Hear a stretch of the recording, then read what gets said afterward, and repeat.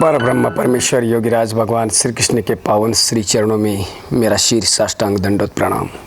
योग एवं अध्यात्म के आराध्य ईश्वर को वंदन करते हुए आज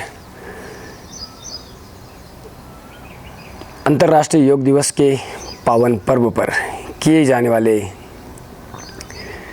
उस सभी योगिक क्रियाओं का और सभी अभ्यासों का योग प्रशिक्षण का सत्र आपके सामने मैं प्रेषित करने जा रहा हूँ।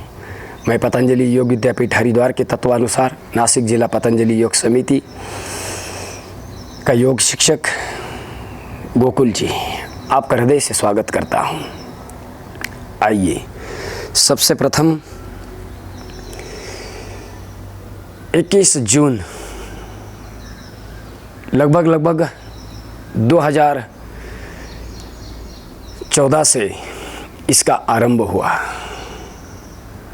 इस साल हम 8वां 21 जून जागतिक योग दिन मनाने जा रहे हैं।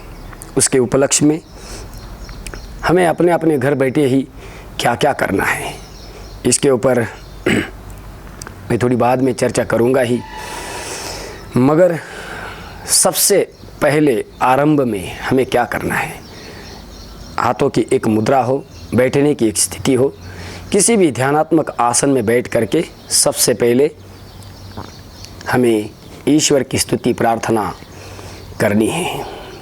आइए एक लंबी गहरी सांसों को धारण करते हुए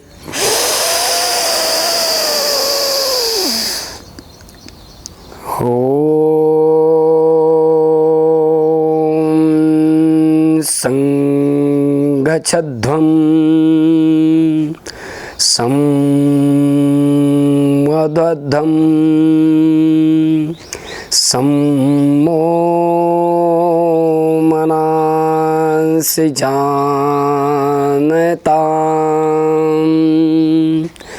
देवाभागं यथा पूर्वे संजानाना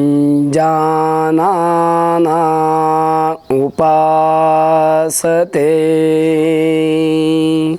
संजानाना उपासते।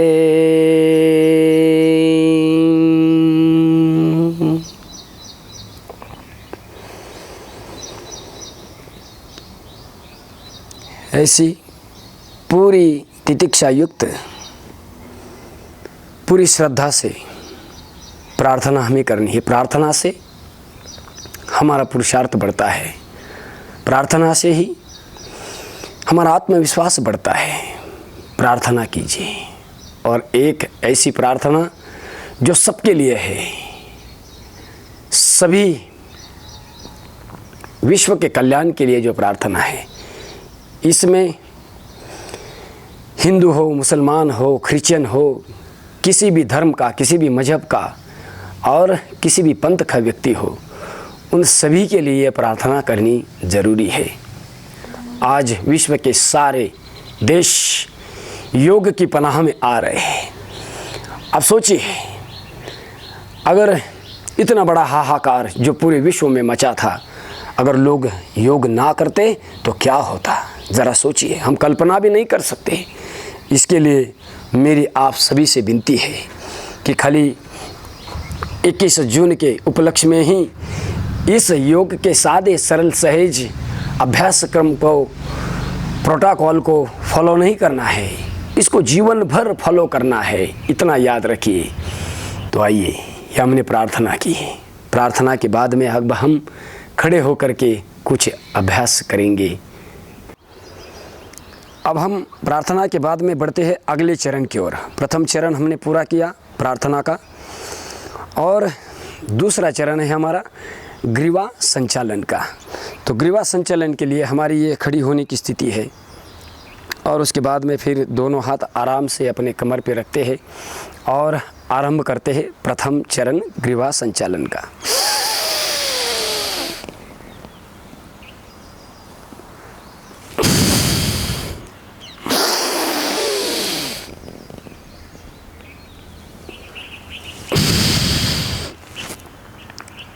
प्रथम चरण।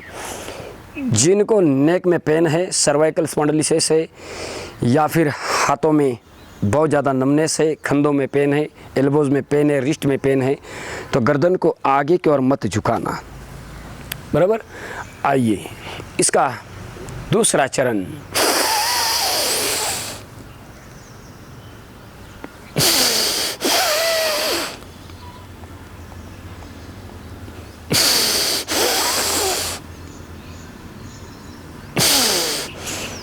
हर अभ्यास को मैं प्रतीकात्मक 2-2 बार करने का प्रयास कर रहा हूँ। ये दूसरा चरण था ग्रीवा संचालन का। आइए अब करते हैं तीसरा चरण।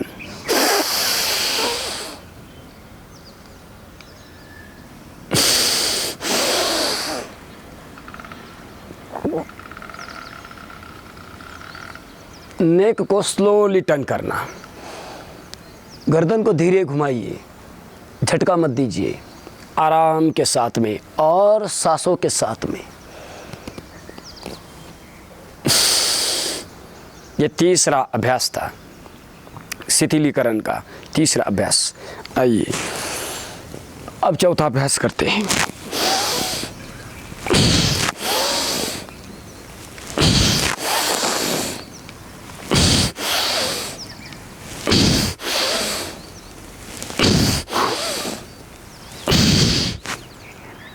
ये हमने किया चौथा अभ्यास और ग्रीवा संचालन का प्रथम चरण, द्वितीय चरण, तृतीय चरण और चतुर्थ चरण पूरा। उसके बाद में दूसरे चरण की ओर बढ़ते हैं। शिथिलीकरण के दूसरा चरण जो होता है वो हमारे कंधों के लिए स्कंद संचालन। सांस भरते हुए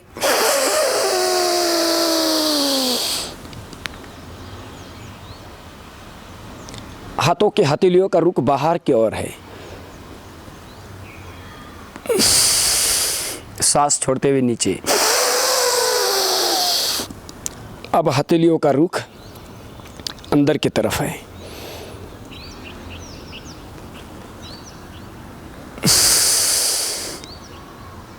स्कंद संचालन का प्रथम चरण हमने पूरा किया। अब स्कंद संचालन का द्वितीय चरण। स्लोली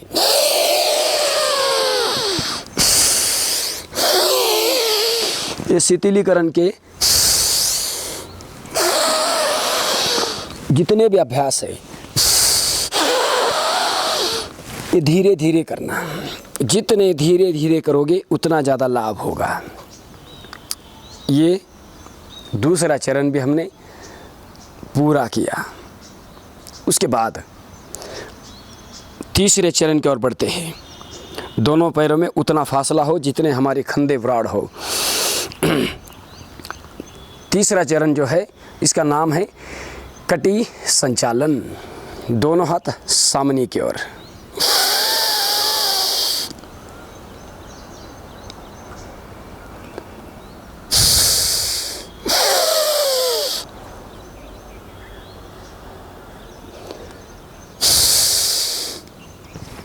कटी संचालन का दूसरा चरण।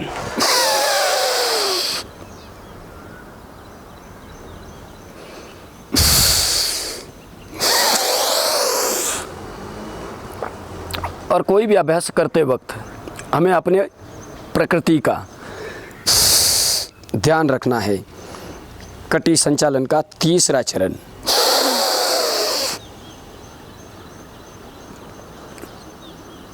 मेरी प्रकृति कौन सी है? वात है, पित्त है, कफ है।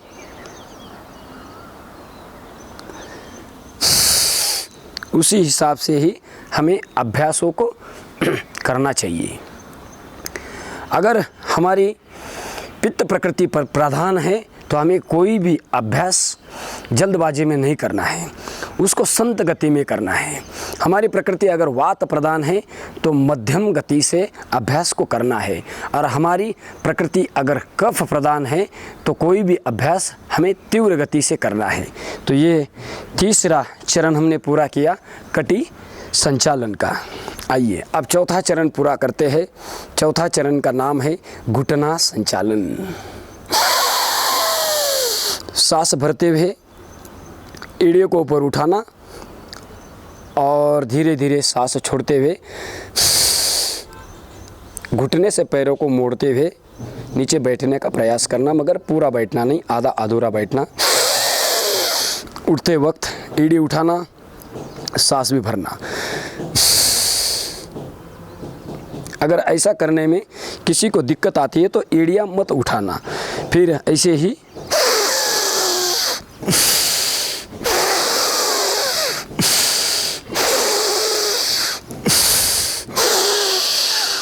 ये घुटने वालों के लिए था। तो ये हमने किए हमारे शिथिलीकरण के, सूक्ष्म व्यायाम के, संत हलचाली के, कुछ लाइट एक्सरसाइज के चरणबद्ध तरीके से अभ्यास। उसके बाद हमारा शरीर तैयार हो जाता है आसन करने के लिए, एक सक्षम हो जाता है शरीर। आइए अब आसनों में सबसे प्रथम अभ्यास है खड़े होकर के किए जाने वाले आसनों में। आसन का नाम है ताड़ासन। दोनों हाथों की उंगलियों को इंटरलॉक किया है, हथेलियों का रुख आसमान की तरफ है और नीचे से एड़ियों को उठाया हुआ है।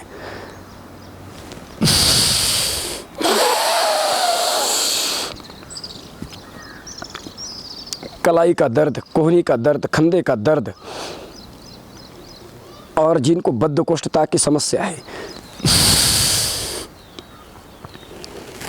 पेट सफा नहीं होता है, एड़ी से लेकर के चोटी तक पूरे शरीर में अकड़न और जकड़न है, उनके लिए ताड़ासन का अभ्यास है। मात्र इतना ज़रूरी रखना, क्योंकि आज मैं विधि के साथ में आपको सावधानी बता रहा हूँ, क्योंकि प्रोटोकॉल में विधि और सावधानी ये दोनों चीज़ें बहुत ज़रूरी है, बहुत मायने रखती है। जिनको हार्निया की समस्या है, अंतर्गढ़ है, अंतर्वृद्धि है, हाइटिस हार्निया है, वो ताड़ासन का अभ्यास ना करें। उसके बाद में अगला अभ्यास ताड़ासन के बाद में है वृक्षासन का अभ्यास। दाहिने पैर को बाई जंघा पे रख दिया और धीरे धीरे सांसों को धारण करते हुए मन को एक बिंदु के ऊपर टिकाते हुए मन की एकाग्रता, शरीर की एकाग्रता साधते हुए थोड़ी देर तक स्थिर अवस्था को धारण कर लेना। वृक्षासन। फिर सांस छोड़ते हुए फिर उसके बाद दूसरे पैर से उसी अभ्यास को दोहराना है और कोई जल्दबाजी नहीं करना।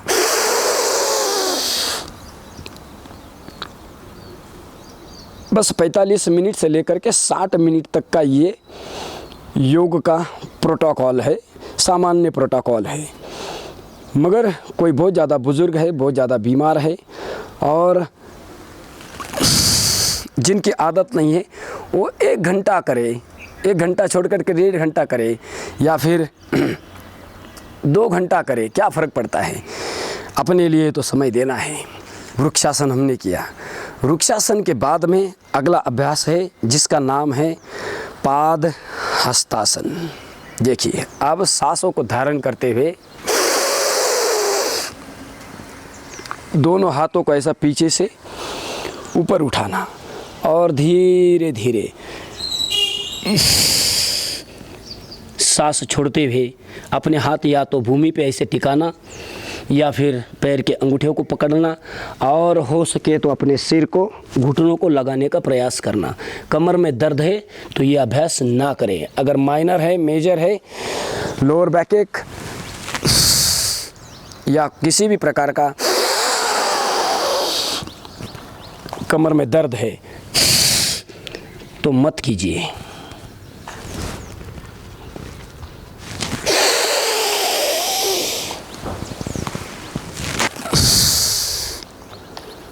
तो ये था पाद हस्तासन का अभ्यास।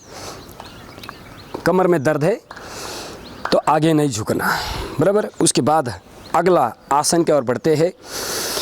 बस 2-2 बार करके दिखा रहा हूँ, प्रतीकात्मक, इतना याद रखना। अभी दोनों हाथ सीट के ऊपर। अगला अभ्यास है अर्ध चक्रासन। सांसों को धारण करते हुए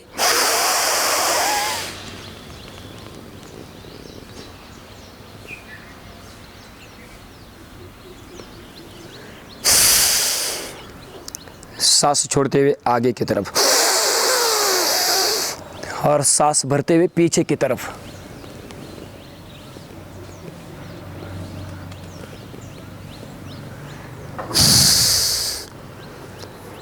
अर्धचक्रासन। जिनको वर्टिगो की समस्या है, चक्कर आते हैं, या फिर ब्रेन ट्यूमर है, या फिर न्यूरोपैथी की समस्या है, ऐसे जो लोग हैं मस्तिष्क संबंधी जिनको भी व्याधियाँ है, वो पीछे की ओर झुकने के अभ्यास करते वक्त सावधानी बरतना, या फिर कुछ दिन तक वो उन अभ्यासों का अभ्यास ना करे, ये याद रखना। और हार्निया है तो पीछे तो नहीं झुकना, ये नियम तो हमने बता दिया आपको। आइए अब उसके बाद अर्ध चक्रासन के बाद में अगला अभ्यास है जिसका नाम है त्रिकोण आसन। कमर में बहुत ज़्यादा पीड़ा है, बहुत दर्द है, तो बस इतना करना, दाया हाथ दाएं घुटने के ऊपर, बायां हाथ आसमान की ओर और नज़र भी उसी हाथ की तरफ।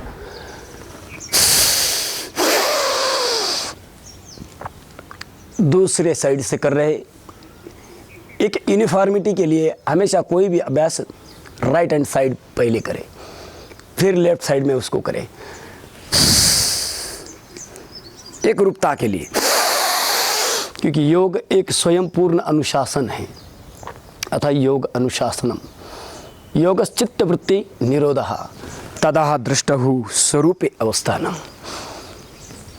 अगर हम अनुशासन का पालन नहीं करते तो हम अनुशासनहीनता के शिकार बन जाएंगे।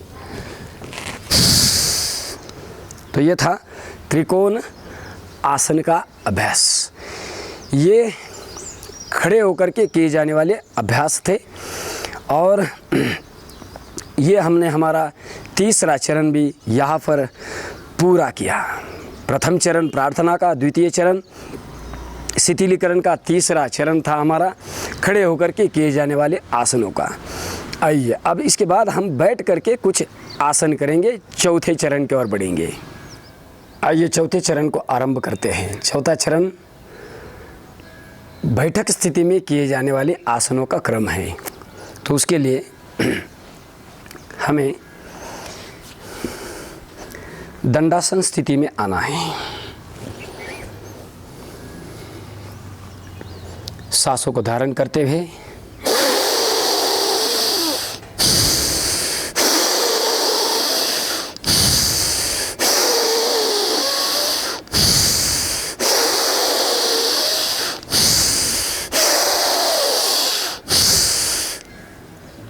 उसके बाद फिर भद्रासन। दोनों पैर के तलुओं को मिला लेना और फिर लंबी लंबी सांस, क्योंकि प्राण एक बहुत बड़ी नैनो टेक्नोलॉजी है। जब हम हर अभ्यास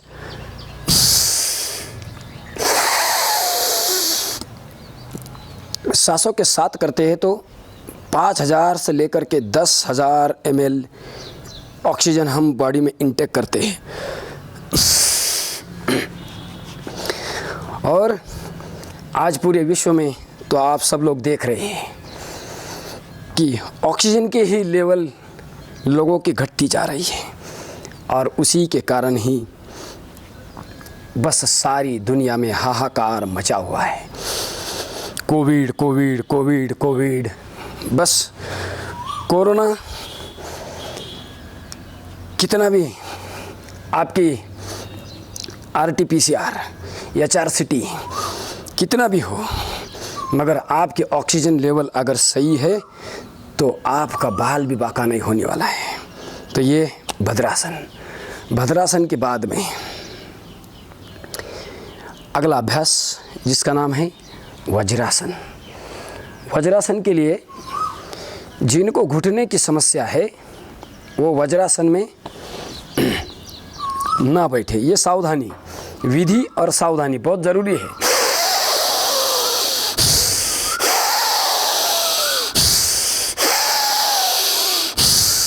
वज्रासन का मतलब ये होता है, दोनों पैर के पंजे ऐसे और एड़ी ऐसी बाहर की ओर निकली हुई होनी चाहिए। नहीं तो वज्रासन में कुछ लोग ऐसे बैठ जाते हैं तो ये गलत हो जाता है, तो ऐसा नहीं करना, बराबर। वज्रासन के बाद हम बढ़ते हैं आगे, चौथा चरण हमारा चल रहा है। वज्रासन के बाद में ऐसे ही धीरे से खड़े हो जाना अपने घुटने के बल। जिनको घुटने की बहुत ज़्यादा समस्या है वो नीचे या तो तकिया रखे या तो फिर कोई नरम गद्दीदार नैपकिन, तौलिया जो भी है आप रखिए, और उसके बाद में फिर अभ्यास को करने का प्रयास कीजिए। अभ्यास का नाम है अर्धपृष्ठासन।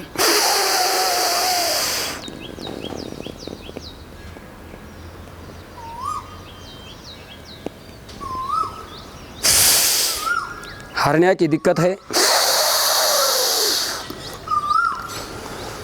वर्टिगो की समस्या है, चक्कर आते हैं,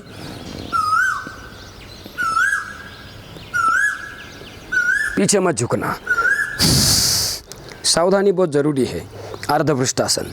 अर्धपृष्ठासन के बाद में जो है अगला अभ्यास है जिसका नाम है पूर्ण पृष्ठासन। दोनों हाथ कमर पे रखते हैं ऐसा। इसको अलग अलग 3 स्टेप में किया जाता है। तीनों स्टेप को मैं करके दिखाऊं।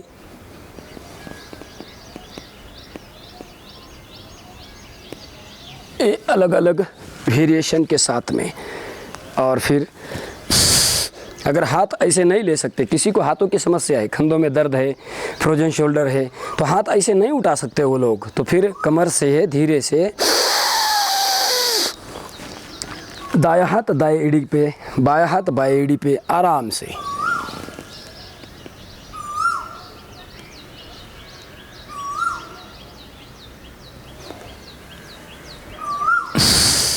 और जो पूरे स्वस्थ है और जिनके कमर में लचीलापन है, फ्लेक्सिबिलिटी अच्छी है और आगे भी कमर को फ्लेक्सिबल बनाना ही हमारा धर्म है, तो दोनों हाथ देखो, दोनों एड़ियों के बीच में भूमि पे रख दिए।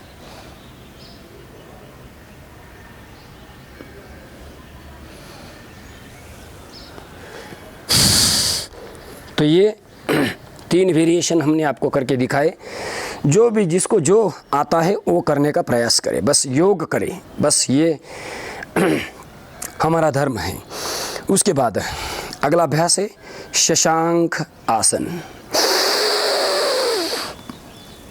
दोनों हाथों को सांस भरते हुए धीरे धीरे पहले आपके कपाल को भूमि पर टिकाना, फिर हाथों को टिकाना। उठते वक्त पहले हाथों को ऊपर उठाना, फिर कपाल को उठाना, फिर सांस छोड़ देना। फिर एक बार करके दिखा देता हूँ। और वही क्रम याद रखना। मेरी प्रकृति कौन सी है? पित्त है, वात है या फिर कफ है? सामान्य अभ्यास, मध्यम अभ्यास या जलद गति वाले। और ग्रीष्म काल में तो सभी अभ्यास योग के संत गति से ही किए जाते हैं। तो ये आपका शशांक आसन हुआ। शशांक आसन के बाद में अगला जो आसन है उसका नाम है उत्तान मंडूक आसन। दोनों पैरों को सामने से ऐसा फैला देना, सांस भरते हुए दाया हाथ बाएं कंधे के ऊपर ऐसा पीछे से रखना, कंधे के पीछे, फिर बाया हाथ दाएं कंधे के पीछे और आसमान की तरफ देखना ऐसा ऊपर। विधि, समय, संकल्प, निरंतरता, प्रसन्नता और फिर उसके लाभ। मगर आज हम आपको इसका प्रॉपर मेथड और प्रिकॉशंस। ये भी अभ्यास हार्निया वालों के लिए ज़्यादा चलता नहीं। मधुमेह का अभ्यास है, मधुमेह के लिए, मधुमेह को नियंत्रित करने के लिए और फ्रोजन शोल्डर के लिए बहुत ज़बरदस्त अभ्यास है। मगर जिनको हार्निया की समस्या है, हाथों के ऊपर खिंचाव आ जाता है, इसके लिए उनको निषिद्ध किया गया है। तो ये आपका हुआ उत्तान मंडूक आसन का अभ्यास। उसके बाद अगला जो अभ्यास है, अगला अभ्यास है मरीच आसन। देखो, दोनों पैर सामने फैला देना, मरीच आसन। दाएं पैर को मोड़ना, फिर दाएं हाथ को भूमि पे ऐसे रखना और बायां हाथ खुला है आपका। सांस भरते हुए हाथ को घुटना और छाती के बीच में से यहाँ सांसों को छोड़ते हुए डाल देना और पीछे देखना। मरीच आसन, इसी को वक्रासन भी कहते हैं। फिर गर्दन को प्रथम सीधा कर लेना, फिर हाथ को बाहर निकाल लेना, फिर पैर को सीधा कर देना, फिर दूसरे दिशा से भी इसको करना, दूसरे बाजू से।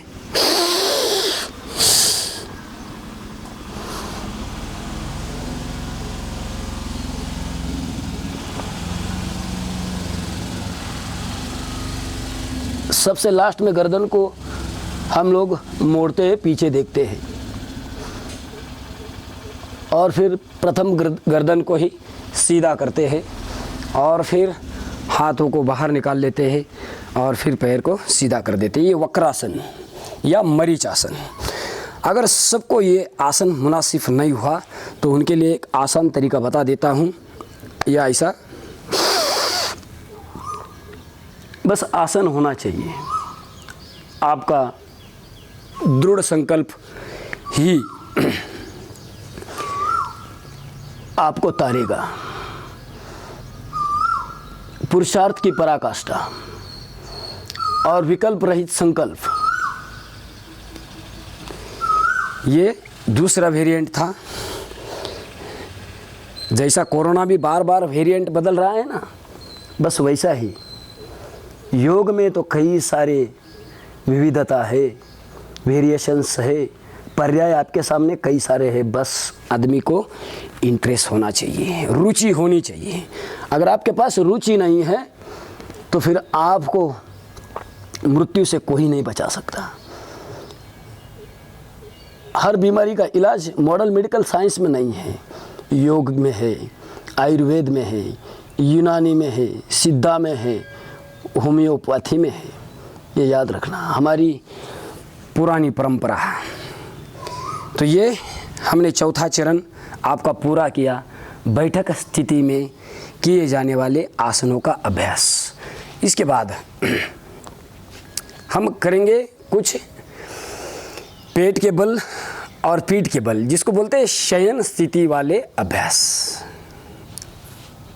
ये पांचवा चरण के लिए हम तैयार हो जाते हैं। पांचवा चरण के लिए हम तैयार हैं। उसमें पहला अभ्यास है मकर आसन। दोनों पैर की एड़ी देखो ऐसी अंदर की तरफ, दोनों हाथों की हथेली भूमि की तरफ। थोड़ी देर तक यहाँ विश्राम करना, ताकि प्रार्थना से लेकर के मरीच आसन तक हमने आसन किए। तो हो सकता है स्वभावतः ही और संभवतः कुछ लोग थक जाते हैं, उनकी उतनी शारीरिक और मानसिक क्षमताएं नहीं होती, तो उसके लिए यहाँ मकर आसन, क्योंकि इतना बढ़िया सिलेबस बनाया गया है और ये प्रोटोकॉल सब लोग फॉलो कर सकते, इतना सबको ध्यान में रखा गया है। मकर आसन के बाद आइए बढ़ते हैं, क्योंकि पांचवा चरण अपना आरंभ हो चुका है। मकर आसन किया, उसके बाद में भुजंग आसन। भुजंग आसन का भी ये प्रथम अभ्यास है। अब ये भुजंग आसन का दूसरा। भुजंग संचालन पहला, वक्रहस्त भुजंगासन दूसरा, ये इसका वेरिएशंस है।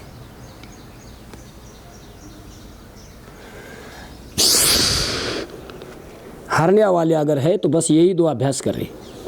अगर कोई मेजर सर्जरी की है स्पाइन की तो भी ये 2 ही अभ्यास वो करे। स्पाइन की मेजर सर्जरी होती है तो फिर बोलते हैं आसन करना ही नहीं, कई सारे डॉक्टर्स भी बोलते हैं, क्योंकि मानते थे लोग एक ज़माने में डॉक्टर को भगवान। मगर आज तो सारी आस्था ये समाप्त हो चुकी है, क्योंकि बस लोगों को इमोशनली ब्लैकमेलिंग कर करके कई लोगों ने उस पेशा का भी नाम बदनाम कर दिया। ये सरल हस्त भुजंगासन ये स्वस्थ लोग ही कर सकते हैं, और जिनको ज़िंदगी भर स्वस्थ रहना है वो ये पूर्ण भुजंगासन का अभ्यास करें। आइए अब अगला अभ्यास है जिसका नाम है सलभ आसन। पेट के बल माने विपरीत शयन स्थिति वाला चरण हम पूरा कर रहे हैं। सलभ आसन।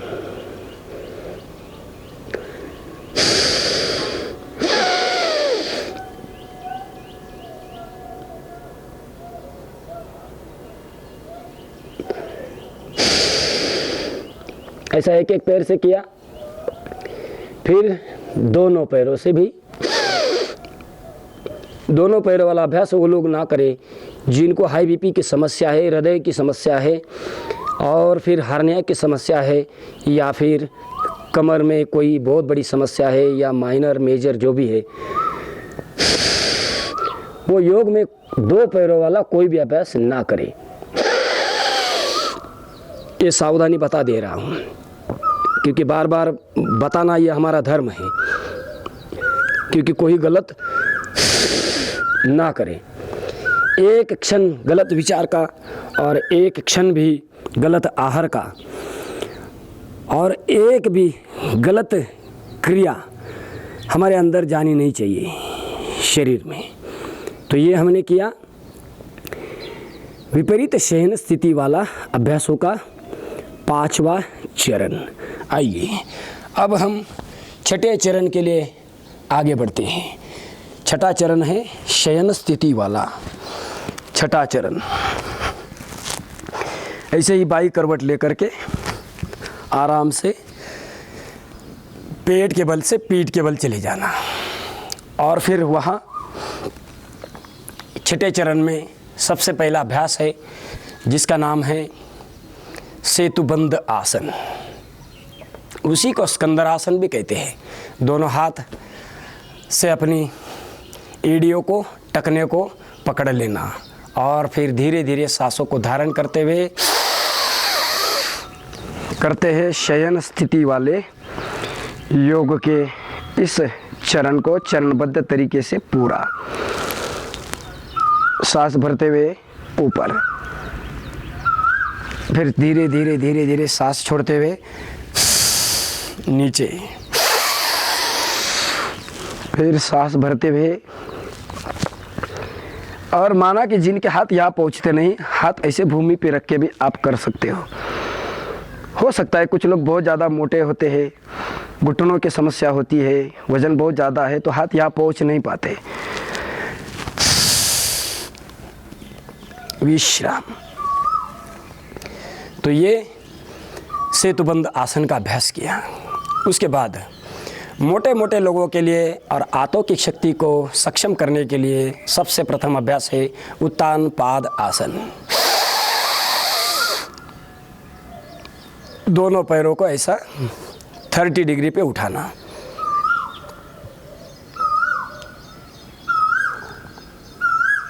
हार्निया है, हाई बीपी है, हृदय रोग है, कमर की व्याधि है, किसी भी प्रकार की, तो वो दोनों पैरों वाला अभ्यास ना करे। वो एक पैर भूमि पे रखे और एक ही पैर ऊपर उठाए 30 डिग्री पे। वो भी दिखा देता हूँ, क्योंकि क्या होता है फिर समय की पाबंदी होती है। ऐसा करे। हार्निया है, हाई बीपी है, हृदय रोग है और कमर की व्याधि है तो उत्तान पादासन का ऐसा अभ्यास वो करे। ज़्यादा पैर ऊपर भी ना हो और ज़्यादा नीचे भी ना हो, ओनली फॉर 30 डिग्री। जितना पैर में अपने को जूता लगता है बस उतना ही। उसके बाद फिर करते हैं अगला अभ्यास अर्ध हलासन। प्रथम करते हैं एक पैर से, पैर घुटने में सीधा हो, सांस भरते हुए उठाना और सांस छोड़ते हुए नीचे ले आना। एक एक पैर वाला अभ्यास सब लोग कर सकते हैं, इसमें कोई संशय मत रखना, भ्रम मत रखना, क्योंकि कई सारे लोग भ्रम के कारण ही कोविड के शिकार हो गए, भ्रम में ही गए। हमें क्या होगा, अरे हम क्यों आयुर्वेद की दवा खाए, हम क्यों देसी उपचार करें, हम क्यों योग करें, ऐसे ही भ्रम में जो है उन्होंने अपनी जान गंवा दी। बस इस साल का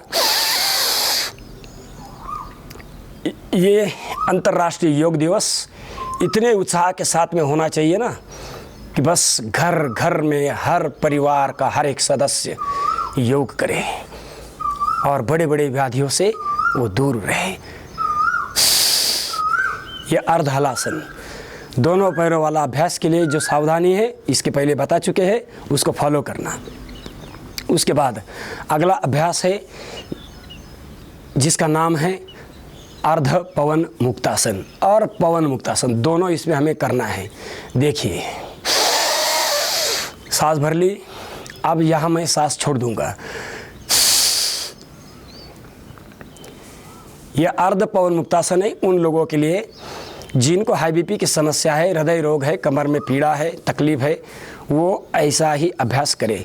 और घुटने में दर्द है तो वो यहाँ पकड़े, यहाँ ना पकड़े, ऐसा।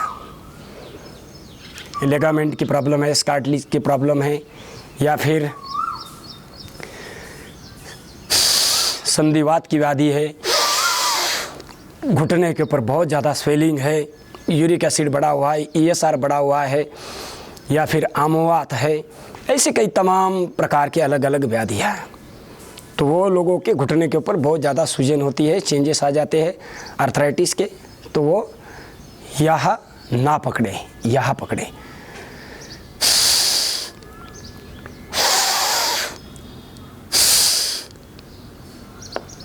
सावधानी बहुत ज़रूरी है और मति के साथ में गति अपनी बनाए रखना। आइए अब पूर्ण पवन मुक्तासन, ये सब लोग कर सकते हैं, जो स्वस्थ है वो सब ऐसा करे। फिर सांस भरते हैं, फिर सांस छोड़ते हैं,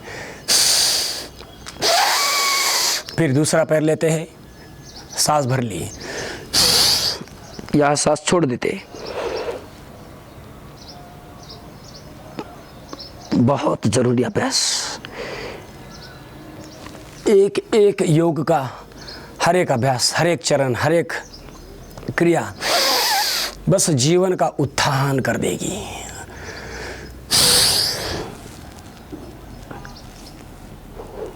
घुटने में दर्द है तो कहाँ पकड़ना है, कमर में दर्द है तो गर्दन को नहीं उठाना है, और दोनों पैरों वाला अभ्यास भी नहीं करना है, याद रखना।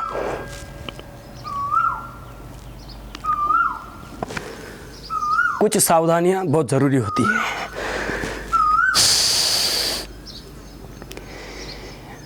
आइए अब इस चरण को यहीं पर शवासन की ओर बढ़ाते आगे। शयन स्थिति में शवासन, दोनों हाथों का, हथेलियों का रुख आसमान की तरफ, दोनों पैरों में हल्का सा डिस्टेंस है, और शवासन। शरीर शववत और आत्मा शिववत। आंखें बंद है, मन सहज है, प्रसन्न मन, प्रसन्न इंद्रिय, प्रसन्न आत्मा के साथ में हर एक अंग और प्रत्येक अंग को ढीला करते हुए हमें आगे बढ़ना है और मेरे हर एक शब्द के ऊपर ध्यान देना है। देश बंद चित्तस्य धारणा, धारणा सूच योग्यता मनसाहा। पहले हमें अपने अंगुलियों को ढीला छोड़ना है, फिर दोनों पैरों के पंजों को ढीला छोड़ना है, फिर एड़ियों को, टखनों को ढीला ढीला, फिर उसके बाद पिंडलियों को ढीला छोड़ देना है, फिर घुटनों को ढीला छोड़ देना है, फिर जंघाओं को ढीला छोड़ना है, पूरी हमारी त्रिकास्ती को ढीला छोड़ना है, एड़ी, घुटना और हमारा हिप जॉइंट ढीला छोड़ देना है। कमर के निचले वाला शरीर पूरा शिथिल हो चुका है। अब हम हमारी जनन इंद्रियों को भी ढीला छोड़ देंगे। गुद और उपस्थ को ढीला छोड़ते हुए नाभि को ढीला कीजिए। नाभि के बाद में पेट को ढीला छोड़ दीजिए। उसके बाद हमारे चेस्ट को, छाती को, वक्षस्थल को ढीला छोड़ दीजिए और धीरे धीरे आपकी स्पाइन, एलिटर स्पाइन सबको ढीला छोड़ते हुए पूरे पीठ को ढीला छोड़ देना। दोनों हाथों को ऊपर उठाते हैं, हाथों का गरम गरम ऊष्मा। जब हम जप तप करते हैं, जब साधना करते हैं तो हमारे शरीर में एक माइक्रो लेवल पर वाइब्रेशंस हो जाते हैं। माइक्रो लेवल के उस वाइब्रेशंस को बेटर फील कीजिए, उसका अनुभव कीजिए, उसकी अनुभूति लीजिए। विकार विकल्प शून्य की अवस्था हो जाती है। हाथों का गरम गरम ऊष्मा, वो अंजन, वो काजल अपने आँखों के साथ में पूरे शरीर के ऊपर और अपनी उस पवित्र भावनाओं का प्रवाह पूरे शरीर में उसका बीजारोपण करते हुए आराम से अपनी आँखों को खोलना और फिर बाई करवट लेकर के बैठ जाना। तो ये आपका लगभग आसनों का ये क्रम, यहाँ चरण यहाँ हमारा पूरा हो जाता है। आइए अब उसके बाद में हम देखते हैं प्राणायाम के कुछ अभ्यास। आइए अब सबसे अंतिम और सबसे महत्वपूर्ण चरण है सातवां। चरणबद्ध तरीके से हम लोग चल रहे हैं। सातवां जो चरण है यह है प्राणायाम का। प्राणायाम परमम तपः, प्राण से बड़ी शक्ति। प्राण माता, प्राण पिता, प्राण भ्राता, प्राण आचार्य, प्राण ससा, प्राण ब्राह्मण, प्राण ब्रह्म, प्राण रुद्र, प्राण वसु, प्राण ही हरि है। सबसे पहले हमें करना है उस अभ्यास को जिसका नाम है कपालभाति। कपालभाति एक प्राणायाम है जिसको स्वामी जी महाराज ने मुख्य श्रृंखला में रखा गया है। वैसे तो वो एक शुद्ध क्रिया है। कपाल शोधिनी दिव्य दृष्टि प्रदायनी। आइए इसके 4 अलग अलग आवर्तन। सामान्य,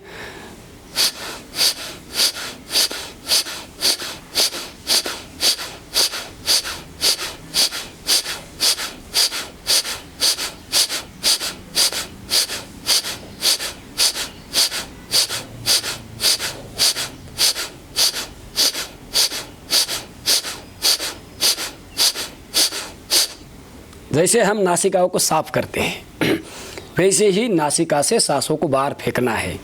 सामान्य अभ्यास 1 मिनट में 30 बार हमको नाक को साफ करना है। बस ऐसा समझ लीजिए, जैसे नासिका को ऐसा हाथ लगा के, बस वैसा ही सामान्य 1 मिनट में 30 बार। दूसरा राउंड करते हैं। दूसरा राउंड है जो मध्यम गति वाला है, 1 मिनट में 60 बार।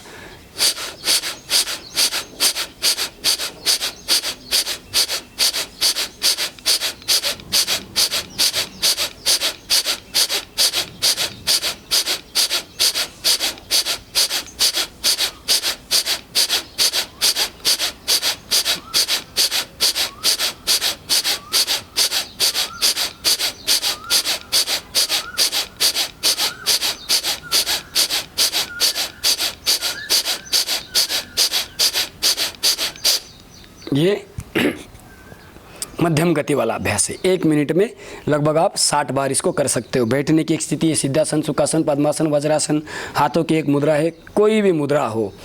आप प्राण मुद्रा लगा सकते हो, आपान मुद्रा लगा सकते हो।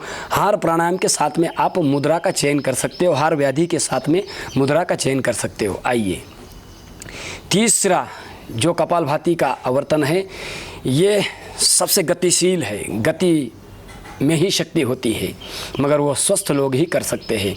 जलद गति वाला अभ्यास।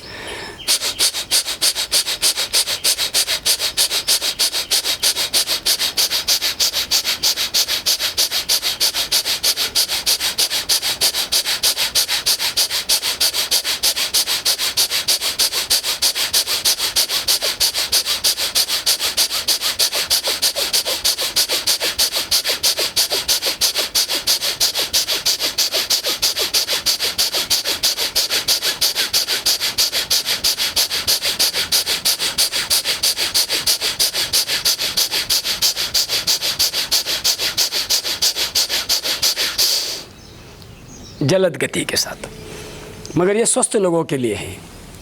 कफ प्रकृति प्रधान वाले हैं उनके लिए है। वो पहले ही मैं बता चुका हूँ। हर अभ्यास को, योग के हर एक अंग को कैसा हमें अपनाना है, कौन से गति के साथ कैसा चयन करना है।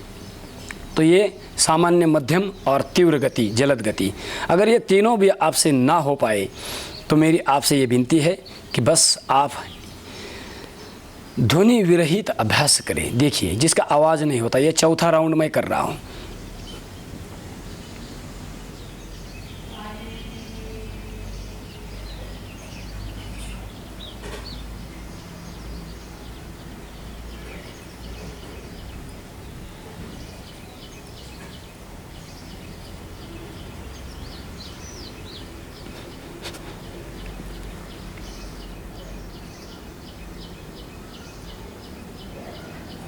इसको कहते हैं आलंबन युक्त अभ्यास, ध्वनि विरहित अभ्यास। अगर ये भी आपसे ना बन पाए तो मेरी माता हो, मेरे पिता हो, मेरे भ्राता हो, मेरे सखा हो, बस मेरी आपसे ये विनती है, अगर नाक से सांस नहीं छोड़ सकते तो मुख से ये 5वां राउंड देख लेना। मुख द्वार से सांसों को बाहर फेंकना।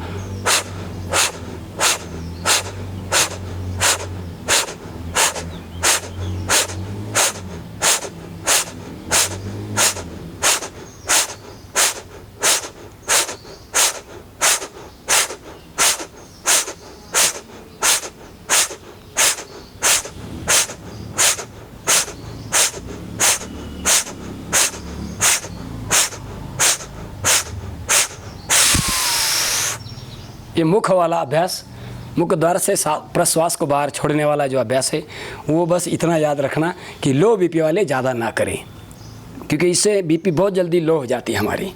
तो ये कपालभाति प्राणायाम के हमने आपको 5 राउंड, 5 सर्कल, 5 आवर्तन पूरे करके दिखाए। उसके बाद में आता है नाड़ी शुद्धि का अभ्यास, माने अनुलोम विलोम। दायां से दाएं नासिका को ऐसा बंद करना, बाएं नासिका से सांस को लेना।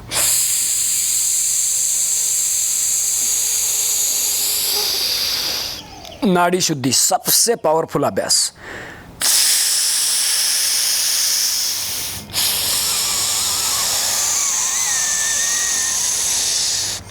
तस्मिन् सति श्वास प्रश्वास गतिर्विच्छेदः इति प्राणायाम।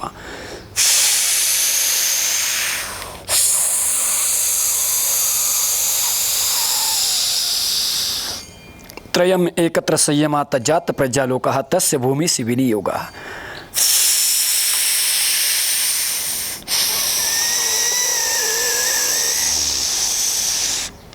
अनुलोम विलोम या नाड़ी शुद्धि।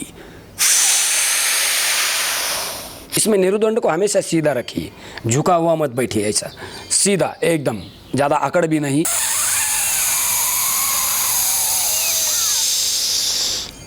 राइट नोस्ट्रल को हमेशा राइट हैंड के थंब से उसको क्लोज करना और लेफ्ट से डीप ब्रीथ करना, और फिर लेफ्ट को मिडल 2 फिंगर से उसको बंद करना और राइट से ब्रीथ आउट कर देना। हाथ हमेशा अपने नासिका के सामने मत रखना, ऐसा या तो ऊपर या तो नीचे। फिर राइट नोस्ट्रल से फिर डीप ब्रीथ करेंगे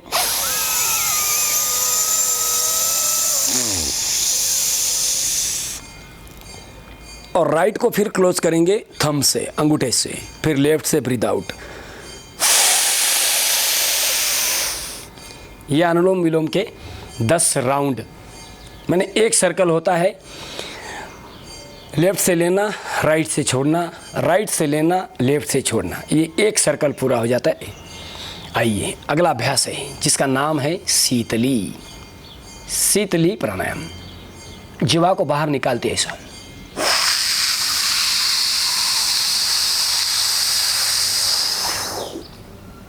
जीवा की पुंगी बनाना और सांसों को भर के फिर थोड़ी देर तक अभ्यंतर कुंभक करना। थोड़ी को कनकूप में लगाना, गले को दबा देना थोड़ा हल्का सा, अंदर भरी हुई सांस अंदर ही रोक देना यथाशक्ति आपके सामर्थ्य के हिसाब से, फिर जाल अंदर छोड़ देना और फिर सांसों को बाहर छोड़ देना।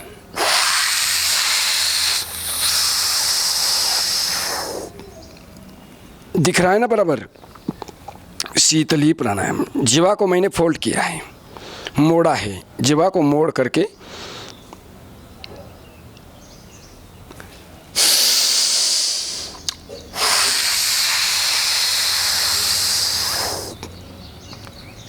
ये पित्त प्रकृति के लिए बहुत ज़बरदस्त प्राणायाम है, मगर जिनको एलर्जिक प्रॉब्लम है, साइनस है, साइनोसाइटिस है, या फिर जिनको अस्थमा की समस्या है वो लोग ना करें, इतना याद रखना।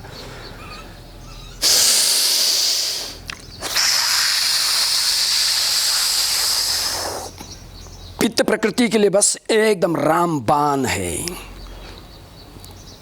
सिर दर्द के लिए, हाई बीपी के लिए सावधानी बताना ज़रूरी है, विधि बताना ज़रूरी है। लाभ तो आप आजकल सब लोग जानते ही है। तो ये 5 राउंड हमने आपको शीतली प्राणायाम के बता दिए। बस सावधानी ज़रूरी थी।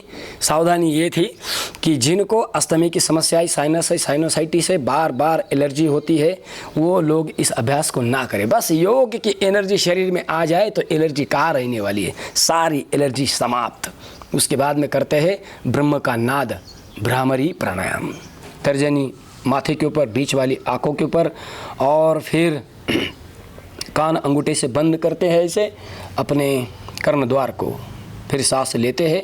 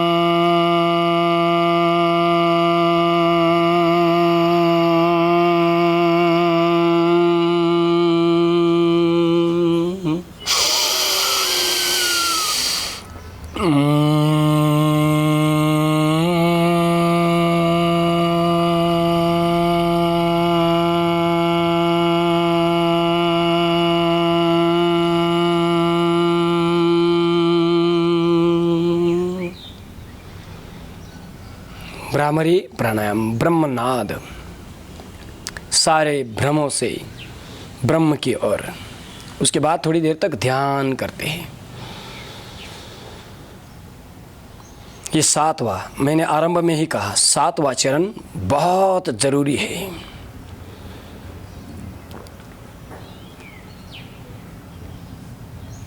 हेयम दुखम अनागतम, न भूत न भविष्यत की कोई भी चिंता हमें सता नहीं रही है। बस मैं वर्तमान में जी रहा हूँ और वर्तमान में ही जीऊँगा, क्योंकि वर्तमान में जीने में ही जीवंतता है।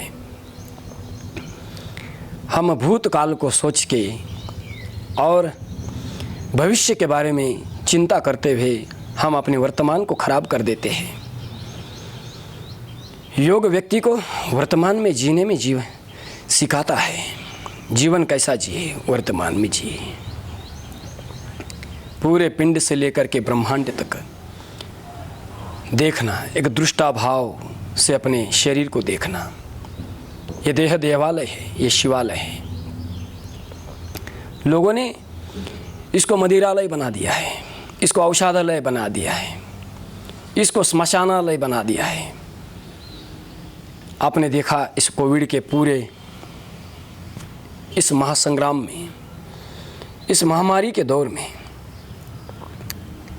कई सारे लोग सुबह से उठ कर के शाम सोने तक बस दवाइयाँ खा रहे, मगर योग नहीं कर रहे। योग कीजिए। योग जो कर सकता है वो बाकी कोई नहीं कर सकता, इतना याद रखना। सांसों के ऊपर ध्यान केंद्रित करते हुए ओम खम ब्रह्म की आराधना करना। अपने अपने आराध्य की मने स्वधर्म निधनम श्रेया परधर्मो भयावह। हम अपने अपने धर्म में अवस्थित होकर के सारे यौगिक क्रियाओं का लाभ ले सकते हैं। किसी को अपना धर्म बदलने की आवश्यकता नहीं, किसी को अपना पंथ बदलने की आवश्यकता नहीं, किसी को अपना गुरु बदलने की आवश्यकता नहीं। बस योग ही सबसे बड़ा परम तत्व है। योग ही बहुत बड़ा परम गुरु है। इस गुरु के शरण में आना, इस परम तत्व के शरण में आ जाना, इसके लिए योगीराज भगवान श्री कृष्ण को योग एवं अध्यात्म के आराध्य कहते हैं, क्योंकि वो कहते हैं व्याधियों की परिसमाप्ति यही है सच्चे अर्थ में ईश्वर की प्राप्ति। आइए अब धीरे धीरे दोनों हाथों को ऊपर उठाते हैं। हाथों का गरम गरम उष्मा वो अंजन वो काजल अपने आँखों को देना।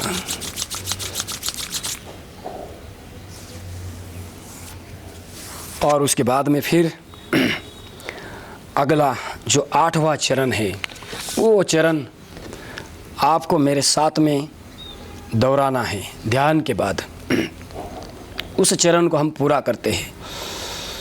संकल्प करना है सबको, क्योंकि इस कोविड के महामारी में हम सब लोगों ने अपने बहुत अपतेष्ट, अपने सौखी है, अपने बहुत नज़दीकी, किसी ने पूरा परिवार गंवा दिया है।